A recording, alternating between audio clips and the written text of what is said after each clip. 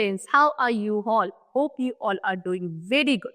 So today students, we are going to start our very first chapter of class 7, which is about physical and chemical changes. So the topic is very interesting. Let's begin our chapter. See students, we are surrounded by a variety of substances. Each of these substances has its own unique characteristic, such as a solid state, liquid or gas, its size, its shape, its color, its smell, its temperature, its composition, structure and so on. देखो बच्चों, आपके surroundings में जितने भी substances आप देखते हो, बहुत सारे वैरायटी ऑफ सब्सटेंसेस आते हैं, सबके अपने यूनिक फीचर्स होते हैं, यूनिक कैरेक्टरिस्टिक्स होते हैं. यानी कि कैसे सबका shape, size, colour, smell, temperature, state, composition, structure सब कुछ डिफरेंट होता है. सब कुछ एक जैसा नहीं होता है ना. So when any of these properties change, we say that there has been a change in the substance. अब होता क्या है, जब इन्हीं में से कोई भी प्रॉपर्टी अगर चेंज हो जाती है किसी भी एक सब्सटेंस की, तो उसको बोला जाता है क्या कि a change has taken place in that particular substance. में क्या हुआ है, चेंज आया है. For example, we know that ice will melt to form water. Melting ice is a common occurrence around us. एक चेंज आप यूजुअली देखते हो कि जो आइस होती है वो मेल्ट होके क्या बन जाती है, वाटर स्टेट में आ जाती है. तो आइस कैसी थी, सॉलिड स्टेट थी, water is a liquid state. तो ये भी क्या हुआ, एक चेंज हुआ. तो मेल्टिंग ऑफ आइस एक बहुत ही कॉमन सा चेंज है जो हम लोग डेली बेसिस पे देख सकते हैं, राइट. चले, some changes are beneficial to us whereas some are harmful to us. For example, ripening of fruit is a beneficial change. देखो, कुछ चेंजेस बच्चों बेनिफिशियल होते हैं, कुछ आपके लिए कैसे होते हैं, हार्मफुल होते हैं. जैसे कि राइपनिंग ऑफ फ्रूट्स, फ्रूट्स का क्या पकना, कच्चे फ्रूट्स पक जाते हैं ना, राइप हो जाते हैं, वो एक बेनिफिशियल चेंज है. इसलिए तो हम लोग आर्टिफिशियल मेथड्स भी आजकल यूज करते हैं फ्रूट्स को राइप करने के लिए. हाँ, वो मेथड गलत है लेकिन यूज किया जाता है बिकॉज उससे फ्रूट्स जल्दी राइप हो जाते हैं और फिर हम उसको कंज्यूम कर सकते हैं. देखो, so we try to make the ripening of fruits faster by artificial method. On the other hand, rusting of iron is a harmful change. उसके अलावा अगर एक चेंज बताऊं आपको मैं, आयरन की रस्टिंग होना. देखा आपने, लोहे पे जंग लग जाता है, एक रेडिश ब्राउन कलर की कोटिंग से लगने लगती है, उसे रस्ट बोला जाता है और प्रोसेस का नाम है रस्टिंग ऑफ आयरन. ये भी एक चेंज होता है, ठीक है, लेकिन ये एक harmful change. Okay, so we try to prevent rusting of iron objects by various methods such as painting the iron object. तो हम क्या करते हैं, हम आयरन के जितने भी ऑब्जेक्ट्स हैं उनको रस्ट होने से प्रिवेंट करते हैं. कैसे, पेंट करवा देते हैं. आपके घर में डोर्स है, विंडोज है ना, वो आपके कैसे होंगे, आयरन के अगर बने होंगे तो आप उस पर पेंट करवाते हो, क्योंकि पेंट रस्टिंग ऑफ आयरन को प्रिवेंट करता है. चलो, The change in a substance does not occur on its own. अब बच्चों ये बहुत इंपॉर्टेंट चीज है कि कोई भी सब्सटेंस, कोई भी चीज अगर चेंज आ रहा है उसके अंदर, वो खुद से नहीं आ सकता. ठीक है, there is always a cause which brings about the change in a substance. हमेशा कुछ ना कुछ कॉज, कुछ ना कुछ कारण जरूर रहा होता है, तभी किसी एक सब्सटेंस पे चेंज आता है. For example, ice does not melt on its own to form water. Ice must be given some heat to melt and change into water. Thus, heat is the cause of change of state of ice from solid to liquid. Example आपको दिया, अभी मैंने एक बहुत common example बताया था आपको melting of ice का, है ना. तो वहां पे आपकी आइस सॉलिड स्टेट से कौन से स्टेट में आई, वाटर स्टेट यानी कि लिक्विड स्टेट में आई. चेंज हुआ, बिल्कुल हुआ, स्टेट चेंज हो गई. लेकिन यहाँ पे कारण क्या था, हीट. आपको हीट प्रोवाइड करनी पड़ेगी. जब आप आइस को वहां पे, जहाँ पे टेम्परेचर बहुत ही कम था, आप उसको रूम टेम्परेचर पे ले आए. रूम टेम्परेचर पे थोड़ा टेम्परेचर ज्यादा था, यानी कि हीट रेस ज्यादा थी. So heat is the main cause of this change which converts the ice into water. Okay? So now we come to types of changes. कितने types के changes होता है वो हमें discuss करना है. तो various types of changes can be there. सबसे पहले आपको given है reversible and irreversible changes. कुछ changes आपके reversible, irreversible होते हैं. A change such as melting of ice which can be reversed is called a reversible change. A change such as burning of a candle which cannot be reversed is called an irreversible of change. वो change बच्चे जो दोबारा से अपने original state में लाया जा सकता है, जैसे कि melting of ice. Ice melt होकर वाटर हो गया, तो वाटर दोबारा से क्या बनाया जा सकता है, आइस बनाया जा सकता है ना. तो इसको बोला जाता है क्या, रिवर्सिबल चेंज. लेकिन बर्निंग ऑफ कैंडल, कैंडल जो बर्न हो गई एक बार, वो दोबारा से कैंडल नहीं बनाई जा सकती, है ना. This type of change is known as irreversible change. चलो, second we come to physical and chemical change. A change in which no new substance is formed. is called a physical change. ऐसा change जिसमें कोई भी एक नया substance नहीं बनता, यानी कि चेंज आने से पहले भी वही था और चेंज आने के बाद भी सेम, उसको फिजिकल चेंज कहा जाता है. And a change in which a new substance is formed is called a chemical change. अब वो सब्सटेंस जहाँ पे एक न्यू सब्सटेंस बन जाता है, सॉरी वो चेंज जहाँ पे एक न्यू सब्सटेंस बनता है उसको बोला जाता है केमिकल चेंज. ठीक है. Next we come to slow and fast change. A change which takes place over a long period of time is a slow change, whereas a change which occurs quickly is called a fast change. वो change जो बहुत लंबे समय लेता है आने में उसको बोला जाता है स्लो चेंज, और जो बहुत क्विकली हो जाता है उसका फास्ट चेंज. नेक्स्ट है डिजायरेबल एंड अनडिजायरेबल चेंज. वो चेंज जो हमारे लिए बेनिफिशियल होते हैं उनको हम बोलते हैं desirable change, and the changes which is harmful for us, जो हमारे लिए हार्मफुल है उसको बोलते हैं undesirable change. Next is periodic and non-periodic change. A change which repeats after a definite interval of time is called a periodic change. वो change जो एक definite time period के बाद दोबारा खुद को repeat करता है उसको बोलते हैं हम लोग periodic change. लेकिन which change occur randomly is called a non-periodic change. वो change जो कभी भी randomly हो जाता है, यानी खुद को repeat कर भी सकता है, नहीं भी कर सकता है, ऐसा कुछ specific नहीं है, उसको आप बोलते हो non-periodic change. ठीक. अब हमें जो पढ़ना है अपने चैप्टर के according, that is physical change and chemical change को डिटेल. ठीक. You already know that the physical change is the one in which no new substance is formed. If you tear a piece of paper, what change occurs in it? The shape and size of the paper changes, but it still remains a paper. Similarly, breaking of glass and melting of ice are also physical changes. देखो, अभी आपको मैंने physical changes बताए थे, वो change जिसमें कोई भी एक न्यू सब्सटेंस नहीं फॉर्म होता उसको क्या बोलते हैं, फिजिकल चेंज बोलते हैं. एग्जाम्पल आपको दिया है टेयरिंग ऑफ पेपर. आप पेपर है, पूरा एक पीस ऑफ पेपर था, आप उसको बेटा टीयर कर दो, फाड़ दो. फाड़ने के बाद क्या होगा, उसका शेप और साइज ही तो चेंज हो गया. पहले वो पूरा एक पीस ऑफ पेपर था, छोटे छोटे पीसेस ऑफ पेपर, लेकिन है तो वो अब भी पेपर. तो इसको बोलते हैं हम क्या, फिजिकल चेंज, क्योंकि सिर्फ उसकी शेप और साइज चेंज हुआ है ना. प्रॉपर्टी नहीं चेंज हुई, यानी कि प्रॉपर्टी इन द सेंस वो बिल्कुल एक नया सब्सटेंस नहीं बना. Similarly glass, breaking of glass, glass टूट जाता है, तो पहले पूरा एक ग्लास था, अब उसके पीसेस हो गए हैं, वो भी एक फिजिकल चेंज. ठीक है. Now what happens in a physical change. A physical change में होता क्या है, let us see what happens in a physical change at a microscopic level. Microscopic level पे देखते हैं कि होता क्या है. All substances are made up of small particle. देखो, हर एक सब्सटेंस छोटे छोटे पार्टिकल से मिलकर बना होता है. ठीक. These particles are made from different elements, और ये सभी पार्टिकल्स डिफरेंट एलिमेंट से मिलकर बनते हैं. In a physical change, their arrangement of particles undergoes a change, but the nature and composition of particles remains the same. अब जब physical change होता है बच्चों, तो इन पार्टिकल्स का अरेंजमेंट जो है कि किस तरीके से एक दूसरे के साथ अटैच थे, वो केवल चेंज होता है. बाकी उन पार्टिकल्स का नेचर, उनका कॉम्पोजिशन पहले जैसा ही रहता है. वो when you tear a paper, its size changes, but the type of particles in it remains the same. जब आपने पेपर टीयर करा तो क्या हुआ, तो उसका साइज चेंज हो गया, लेकिन अब भी वो पार्टिकल्स का नेचर सेम रहेगा उसके अंदर. इफ यू मेल्ट और vaporise a substance, the packing of particles changes, but the particles remains the same. अगर आप किसी सब्सटेंस को मेल्ट करते हो, वेपराइज करते हो, तो उसके अंदर पार्टिकल्स की पैकिंग कैसे है, सिर्फ वो चेंज रहती है, हो जाती है, नहीं तो उन पार्टिकल्स का नेचर सेम रहता है. Similarly, if you dissolve a substance in water और एनी अदर लिक्विड, अगर किसी सब्सटेंस को आप पानी में या किसी दूसरे लिक्विड में डिसॉल्व करते हो, it's particles spread out in the liquid without any change in their nature. उसके पार्टिकल्स केवल क्या होता है, उस लिक्विड के अंदर स्प्रेड यानी कि फैल जाते हैं, लेकिन प्रॉपर्टी चेंज नहीं होती. ठीक है ना, उसे स्प्रेड हो जाते हैं उस लिक्विड के अंदर. चलो, so following changes can occur in a physical change. कैसे? चेंज इन शेप और साइज. साइज या शेप चेंज हो सकती है फिजिकल चेंज में.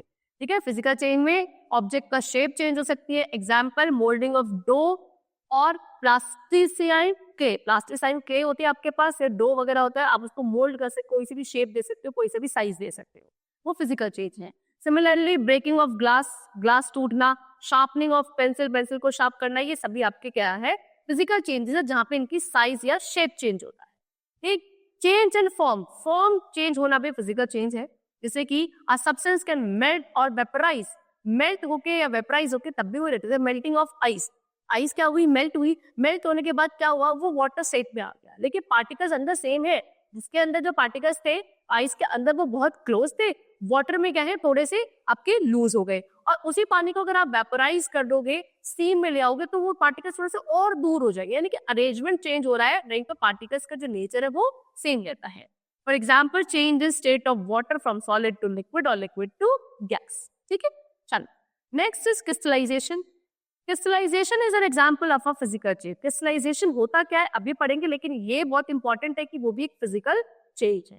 देखो, it is a process of formation of solid crystal of a substance by precipitating it out from its super saturated solution. देखो क्या है, क्रिस्टलाइजेशन एक प्रोसेस है जहां पे क्या बनते हैं, सॉलिड क्रिस्टल बनते हैं किसी भी एक सब्सटेंस के, किसी भी सब्सटेंस के सॉलिड क्रिस्टल बनेंगे। कैसे बनेंगे, जब आप उनका प्रेसिपिटेशन कर दोगे।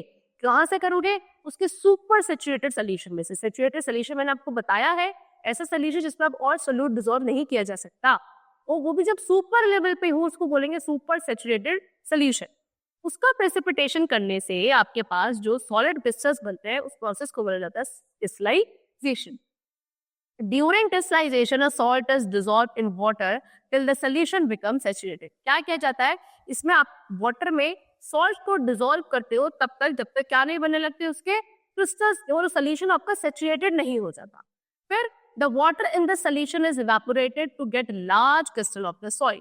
फिर क्या कहता है, उस वाटर जो सोल्यूशन के अंदर जो वो वाटर होता है उसको हम इवेपोरेट करते हैं, तब जाके हमको क्या बड़े बड़े क्रिस्टल्स मिलने लगते हैं salt. Crystals are the purest form of a solid substance. किसी भी सॉलिड सब्सटेंस की प्योरेस्ट फॉर्म होते हैं क्रिस्टल्स। ठीक है, चलो आगे। Crystallization is commonly used in industries to form the crystal of salt, sugar, urea and alum from the respective solution. Commonly ये प्रोसेस आपका इंडस्ट्रीज में यूज किया जाता है। आप सॉल्ट यूज करते हो, शुगर यूज करते हो, तो क्रिस्टल फॉर्म में ही तो होता है, तो ये सब बनाया जाता है। यूरिया, एलम, ये सब उनके सोल्यूशन से प्रिपेयर किया जाता है क्रिस्टल फॉर्म में इन द इंडस्ट्रीज। ठीक, next we come to extraction of common salt from sea water. Sea water से कॉमन सॉल्ट हम कैसे एक्सट्रैक्ट करते हैं। Sea water taste is salty because it has salt dissolved in it. Salt is obtained from sea water by collecting it in a shallow pit and letting the water evaporate in the presence of sun. देखो, क्या आपका जो सी water होता है वो salty बोला जाता है। क्यों बोला जाता है, क्योंकि उसमें बहुत ही अच्छी अमाउंट में सॉल्ट डिसॉल्व होता है। अब उसी डिसॉल्व सॉल्ट को हम लोग एक्सट्रैक्ट करते हैं सी वाटर में से। करा क्या जाता है कि पूरे सी वाटर को कलेक्ट किया जाता है, ट्रैप किया जाता है, पिट बना दी जाती है, शैलो पिट। उसके अंदर वो सारा सी वाटर ट्रैप करा जाता है और उसको फिर कुछ दिनों के लिए छोड़ दिया जाता है सन की हीट से क्या होने के लिए, इवेपोरेट होने के लिए, यानी कि इसमें जो भी सारा पानी है वो इवेपोरेट हो जाता है। The salt is left behind. जब सारा वाटर जो है वो इवेपोरेट हो जाता है, the remaining part is there which is salt. Sometimes deposits of solid salt are also found naturally in the form of crystals of rock salt which are not pure. कभी कभी ऐसा भी होता है कि कुछ सॉलिड सॉल्ट की आपकी स्टेट्स मिल जाती हैं, ठीक है, नेचुरली क्रिस्टल्स की फॉर्म में, लेकिन वो आपका कैसा सॉल्ट होता है, वो आपका प्योर नहीं होता है। तो इसका मतलब क्या, large crystals of pure substances can be form. तो प्योर सब्सटेंसेस के बड़े बड़े क्रिस्टल्स बनाए जा सकते हैं। कहाँ से, उनके सोल्यूशन से। किस मेथड से, by the process of crystallization. ठीक है, चलो यहाँ पे आपका फिजिकल चेंजेस खत्म। Now we come to the next topic which is chemical changes. चलो, a chemical change is the one in which a new substance is formed. जहाँ पे एक न्यू सब्सटेंस बनता है उसको आप केमिकल चेंज कहते हो। As it was mentioned earlier, every substance is made up of small particles. हर एक सब्सटेंस किसके मिलकर बना है बच्चों, छोटे छोटे पार्टिकल से मिलकर बना है। If these particles undergo a change in their composition, a new substance will be formed. अब अगर इन पार्टिकल्स के कॉम्पोजिशन में अगर चेंज आता है उसको बोला जाता है केमिकल चेंज। ठीक, for example if you pass electric current into water, the particles of water break down into oxyhydrogen gas. अगर आप वाटर के थ्रू इलेक्ट्रिक करंट पास करोगे तो वाटर के जो पार्टिकल्स है बच्चों वो क्या हो जाएंगे, ब्रेक हो जाएंगे, और ब्रेक होके क्या बना लेंगे, ऑक्सीहाइड्रोजन गैस बना लेंगे। The nature of oxygen and hydrogen particle is very different from water. उसके बाद आपको दोनों पार्टिकल डिफरेंट हो जाएंगे, अलग हो जाएंगे, ऑक्सीजन अलग हो जाएगा और हाइड्रोजन के पार्टिकल्स अलग हो जाएंगे, और इन दोनों की प्रॉपर्टीज बिल्कुल डिफरेंट होती है। उसकी प्रॉपर्टी जो जब ये दोनों मिलकर क्या बना रहे थे, वाटर बना रहे थे। भाई वाटर क्या होता है, वाटर इज H2O, यानी कि इसके अंदर क्या है, हाइड्रोजन के पार्टिकल्स हैं, हाइड्रोजन गैस का, ऑक्सीजन गैस के पार्टिकल है। आपने इसके थ्रू करंट पास किया, करंट क्या करेगा, इन दोनों के पार्टिकल्स को बॉन्ड को तोड़ देगा और तोड़कर ब्रेक करके दोनों को अलग गैस से सेपरेट कर देगा। अब जो आपको ऑक्सीजन मिली इसकी प्रॉपर्टीज बिल्कुल डिफरेंट है, और आपको जो हाइड्रोजन गैस मिली इसकी प्रॉपर्टीज बच्चों बिल्कुल डिफरेंट है। और वाटर जब ये था, दोनों मिलकर जब ये वाटर बना रहे थे, इसकी प्रॉपर्टीज बिल्कुल डिफरेंट। तो यानी कि ये जो है यहाँ पे एक नया कंपाउंड था, ये बिल्कुल एक नया आपको सब्सटेंस मिल रहा था। Such a change is called a chemical change or a chemical reaction. ऐसे चेंज को क्या बोला जाता है? केमिकल चेंज बोला जाता है या फिर केमिकल रिएक्शन बोला जाता है। ठीक है, चलो। A chemical change usually shows one or more of the following, जैसे कि change in color, change in smell, evolution of a gas, gas evolve होना, formation of a solid, release of heat or light, ये सारे changes आपको दिखते हैं जब भी कहीं chemical change होता है। Sometimes there is no visible change in a chemical process, but there may be a change which can be detected by complex method. कभी कभी ऐसा होता है कि किसी केमिकल प्रोसेस के अंदर आपको कुछ चेंजेस विजिबल नहीं होंगे कि अच्छा इसमें क्या चेंज आया है, लेकिन इसकी प्रॉपर्टीज अंदर चेंज हो चुकी होती है, और उसको आप कैसे कुछ कॉम्प्लेक्स मेथड के थ्रू आइडेंटिफाई कर सकते हो। देखो कुछ फ्यू केमिकल रिएक्शंस आपको यहाँ बताए हैं। लाइट अ कैंडल, एक कैंडल को लाइट किया जाए, जलाया जाए। Observe the top of the candle near the wick, जो विक होती है ये होती है ना विक, इसके आप ऊपर ऑब्जर्व करना है आपको। What do you see, what kind of change is it. तो यहाँ पे ऊपर की तरफ आपको क्या ऑब्जर्व करने को मिल रहा है, यहाँ पे कौन सा चेंज हो रहा है। How is the flame of a candle produce, ये कैंडल में जो आपको फ्लेम दिख रही है ये चीज ये कैसे प्रोड्यूस हो रही है। Now take a metal plate and invert it 2 to 3 centimetre above the flame. अब आपको क्या लेनी है, एक मेटल की प्लेट लेनी है और उसको इस फ्लेम से 2 से 3 सेंटीमीटर दूर पे ऐसे उल्टा करके रखना है। ठीक, you can also use a long piece of folded aluminium foil. आप क्या ले सकते हो, एल्यूमिनियम जो फॉइल होती है उसको फोल्ड करके थोड़ा सा लॉन्ग पीस वो भी यूज कर सकते हो। Hold it for a minute and then observe the plate. 1 minute के लिए उसको ऐसे होल्ड रखो और फिर आपको ऑब्जर्व करना है। What do you see, is there any substance on the plate. आपको क्या देखने को मिलेगा, क्या आपको उस प्लेट के ऊपर कोई सब्सटेंस मिलता है। How did it get there, वो सब्सटेंस वहां पे आया कैसे। हाउ डिड इट फॉर्म, वो बना कैसे। Now cover the burning candle with a glass to cut the air supply. अब क्या करो, इस कैंडल को इसके ऊपर एक ग्लास रखो, यानी कि एयर की सप्लाई वहां पे बंद हो जाएगी। चलो, after some time it extinguishes, कुछ टाइम बाद क्या होगा, आपकी वो जो फ्लेम है वो गायब हो जाएगी, है ना। Why did the candle extinguish? अब ये कैंडल अपने आप एक्सटिंग्विश कैसे हुई, कैसे बुझ गई। Write your observations and answer to the above questions in your notebook. देखो अब ये जो आपको चेंजेस अभी देखने को मिलेगी कैसे हुए और क्यों हुए, ये हमें पूछना है। So in the above activity, when the candle is lit, the wax at the base of the wick melts, vaporizes and burns. होता क्या है, जब आपने इस कैंडल को जलाया तो जो वैक्स थी उस विक के बेस वाले पार्ट में जो वैक्स थी वो मेल्ट होती है, वेपराइज होती है और तब बर्न होती है। ठीक है, melting and vaporization of wax are physical changes. ठीक है, उस वैक्स का मेल्ट होना, वेपराइज होना फिजिकल चेंज है, लेकिन बर्निंग ऑफ वैक्स, जो वो वैक्स बर्न हो रही है वो आपका एक chemical change. The wax particles are mainly made up of carbon and hydrogen. जो वैक्स के पार्टिकल्स है वो कार्बन और हाइड्रोजन गैस के बनते हैं। These particles combine with the oxygen in the air as they burn and produce carbon dioxide and water vapor. अब यही पार्टिकल्स क्या होते हैं, जब ये बर्न होते हैं तो इसके साथ ऑक्सीजन के साथ कंबाइन होकर, ठीक है, क्या प्रोड्यूस करते हैं, कार्बन डाइऑक्साइड और वाटर वेपर प्रोड्यूस करते हैं जब ये बर्न होते हैं। देखो, wax plus oxygen gives carbon dioxide plus water vapour. However, some particles of wax are not able to burn completely. लेकिन कुछ ऐसे पार्टिकल्स भी होते हैं वैक्स के जो कंप्लीटली बर्न नहीं हो पाते। It change into carbon particles and glow in the flame. वो क्या होते हैं, वो कार्बन के पार्टिकल्स में चेंज हो जाते हैं और फ्लेम में बर्न करते हैं, यानी कि ग्लो करते हैं। So then they rise up in the air as soot which you see as smoke. ठीक है, वो जब पार्टिकल्स ऐसे बर्न नहीं हो पाते हैं तो ऊपर एयर की तरफ ऐसे ऊपर राइज अप होता है और सूट, यानी जो स्मोक से आपको दिखती है उसमें आपको विजिबल होते हैं।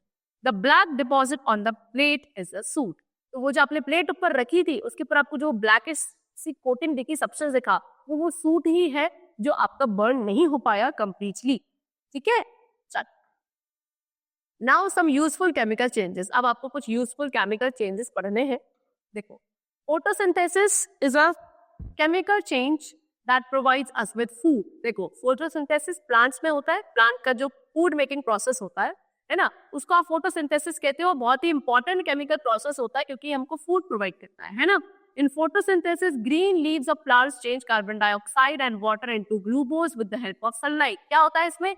ग्रीन जो लीव्स होती है प्लांट्स की, वो कार्बन डाइऑक्साइड और वाटर को किस में कन्वर्ट कर देती है? ग्लूकोज में कन्वर्ट करती है, किसकी प्रेजेंस में? सनलाइट की प्रेजेंस में. नेक्स्ट, रेस्पिरेशन हमारी बॉडी में होता है, ये भी एक केमिकल चेंज है. ये इसके थ्रू क्या होता है? Energy is produce in our body.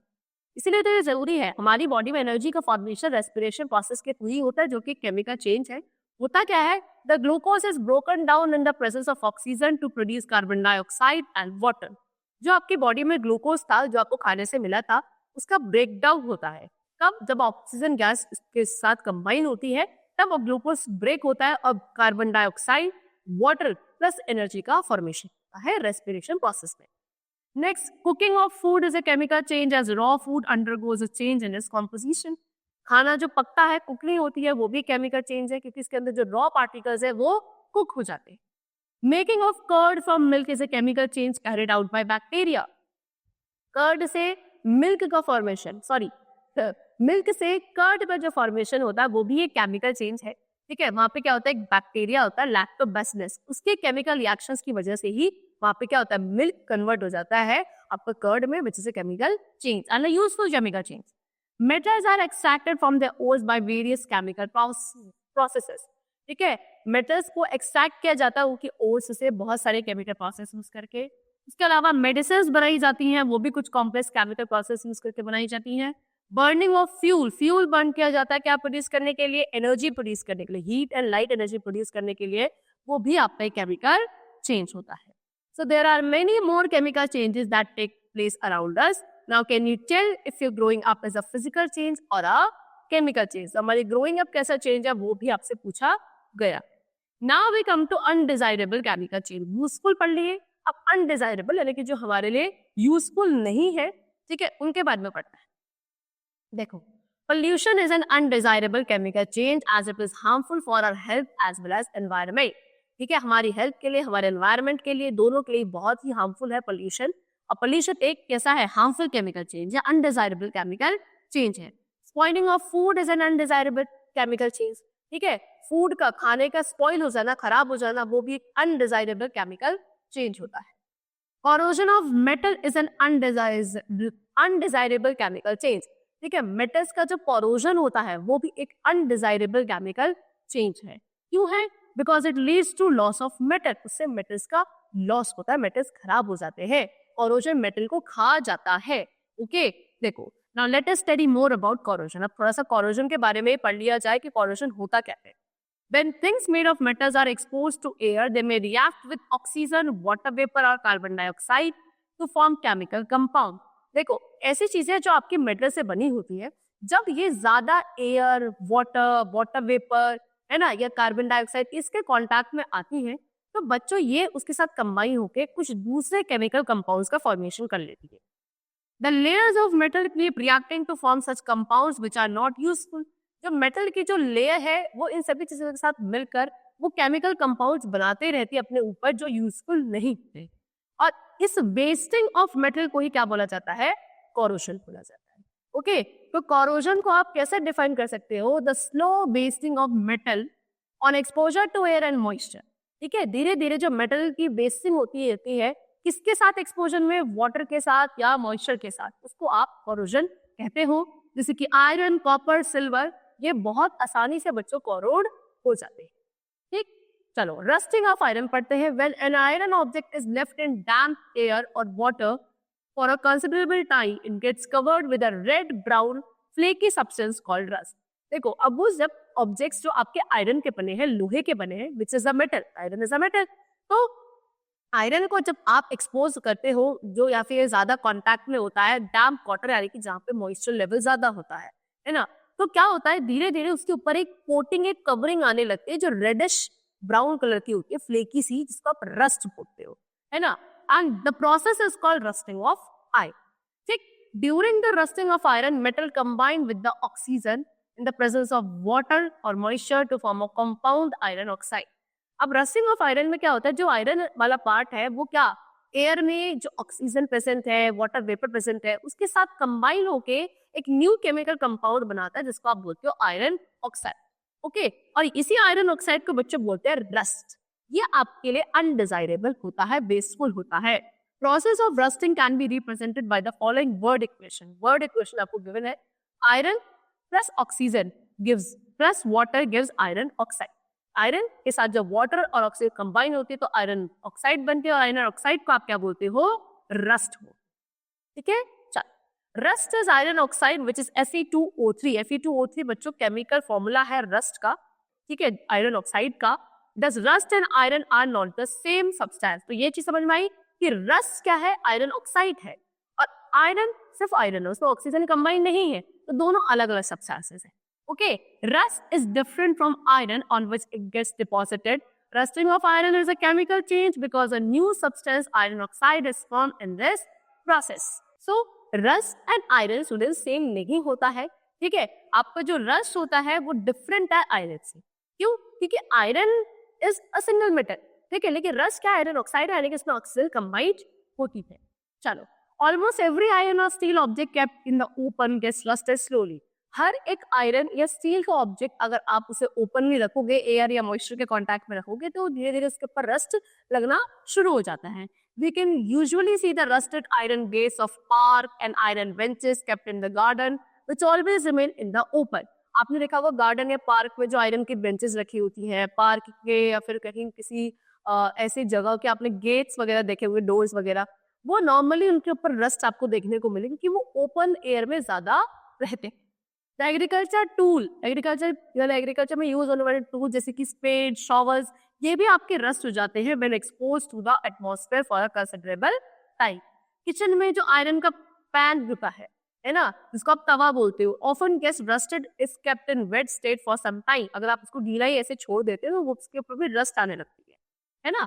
So we can also usually see the formation of some rust on iron grill. घर में आयरन के ग्रिल है और उसको पेंट आपने नहीं करवाया है तो उसमें आपको रस्टिंग दिख सकती है। आयरन की रेलिंग्स पे, आयरन पाइप्स पे, iron nail, old car, bicycle, steel bridges, यहाँ पे आपको कॉमनली रस्ट देखने को मिल जाएगी। Now what are the conditions necessary for rusting? क्या क्या कंडीशंस है जो रस्टिंग के लिए जरूरी है? देखो, both oxygen and water, water आपका मॉइस्चर फॉर्म में भी हो सकता है, ठीक है, must be present for the rusting of iron to occur. Water और मॉइस्चर दोनों बहुत जरूरी है रस्टिंग के लिए। So two conditions are necessary for the rusting of iron to take place. So ये दो conditions होती है, एक तो water और दूसरा moisture, ठीक है, सॉरी एयर और moisture। moisture water की फॉर्म में, कैसे भी फॉर्म में हो सकता है। तो ये दो चीजें हैं जो आपके रस्टिंग के लिए रिस्पॉन्सिबल होती है। इसीलिए damp air alone provides the things oxygen and water required for rusting of iron to occur। इसलिए जो damp air होती है वो अकेले ही दोनों चीज प्रोवाइड देते हैं। damp air में क्या होता है, आपका एयर ऑक्सीजन भी होगी और आपका वाटर भी होगा, ठीक है, उससे आपकी रस्टिंग पॉसिबल हो जाती है। Again, ordinary water always has some dissolved oxygen in it. आप जो वाटर यूज करते हो, ऑर्डिनरी जो पानी आप घर में आम पानी यूज करते हो नॉर्मली, उसमें भी क्या होता है बच्चों, ऑक्सीजन डिसॉल्व्ड होती है ना। So ordinary water also supplies the things needed for the rusting of iron, यानी कि ऑर्डिनरी वाटर में भी दोनों चीज होगी, मॉइस्चर भी हो गया और प्लस आपका ऑक्सीजन भी हो।